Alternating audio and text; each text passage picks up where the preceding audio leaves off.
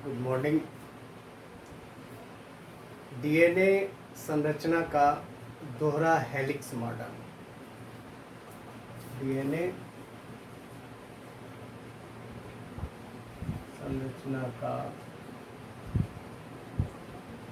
दोहरा helix model.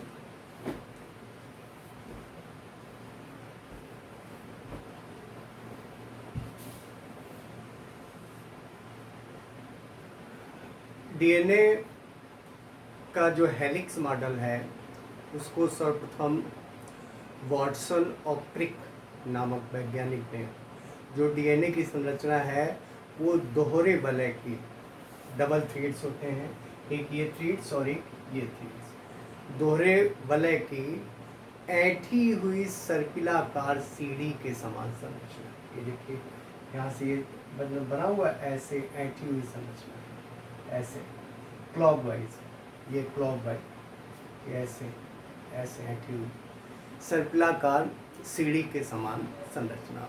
और जो डीएनए है वो पॉलीन्यूक्लियोटाइड श्रृंखला है, हजारों न्यूक्लियोटाइड्स मिलकर के एक डीएनए का या कहते डीएनए का निर्माण करते हैं। और डीएनए की संरचना में डीऑक्सीराइबोज शुगर, नाइट्रोजन बेस और फास्फोरिकम, ये तीन चीज़ें पाई जाती हैं। ये डीऑक्सीराइबोज शुगर का स्ट्रक्चर है। डीऑक्सीराइबोज शुगर ये 5 कार्बन वाली शर्करा होती है। 5 कार्बन वाली शर्करा में जो 5वां कार्बन परमाणु है वो वलय के बाहर होता है। ये वलय है पूरा, ये वलय है, ये वलय है।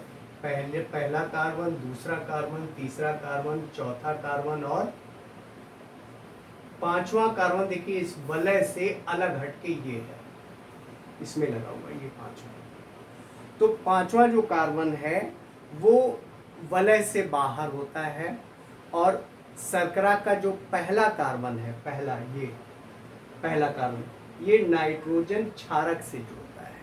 किससे जुड़ा होता है? नाइट्रोजन क्षारक से जुड़ा होता है। पहला कार्बन नाइट्रोजन क्षारक से, जो नाइट्रोजन क्षारक के साथ ग्लाइकोसिडिक बंध, कौन सा बंध?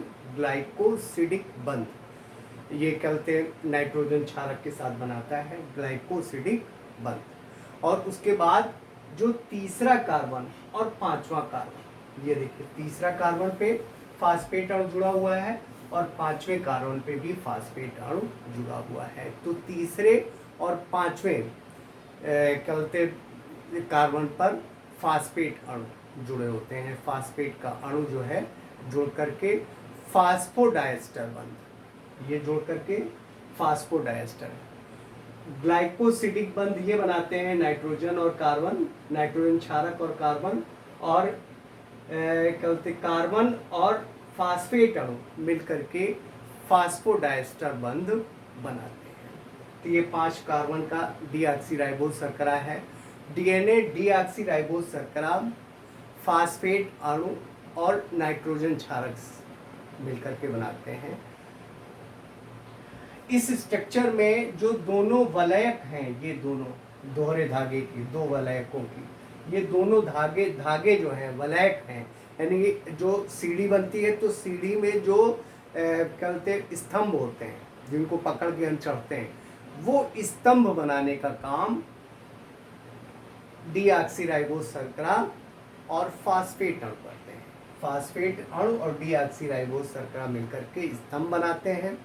उसके बाद इसमें पगदंड, ये सीढ़ी के पगदंड हैं जिन पे पैर रख करके चला जाता है, ये पगदंड है।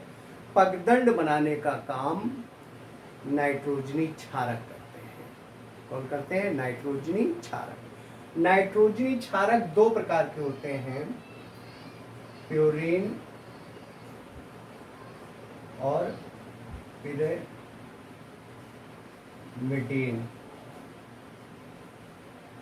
प्यूरिन और दूसरा पिरिमिडीन। प्यूरिन भी 2 प्रकार की होती है, एडेनिन और ग्वाइनिन। और जो पिरिमिडीन है, ये भी 2 प्रकार की होती है, साइटोसिन और थाइमिन।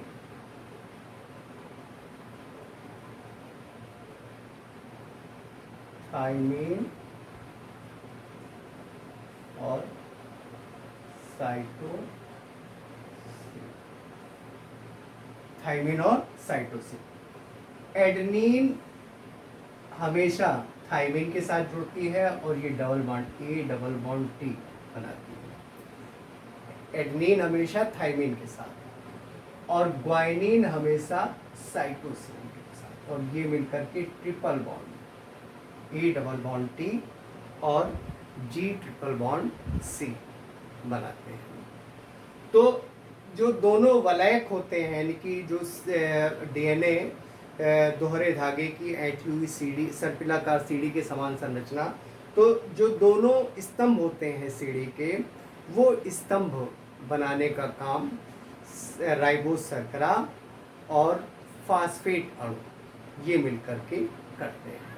फास्फेट अणु जो होता है वो तीसरे और पांचवें कार्बन परमाणुओं से मिलता है, इसीलिए अगर पहला जो वे है वो 3' है तो दूसरा वे 5' होगा। तो 3' to 5 इसका जो डायरेक्शन होता है मूवमेंट का वो 3' to 5'। 3' कार्बन अणुओं से 5' कार्बन अणुओं की तरफ होता है। तो इस तरह से यानी कि जो डीएनए है वो दोहरे वलय की, दोहरे धागे की ऐंठी हुई सर्पिलाकार सीढ़ी के समान संरचना होती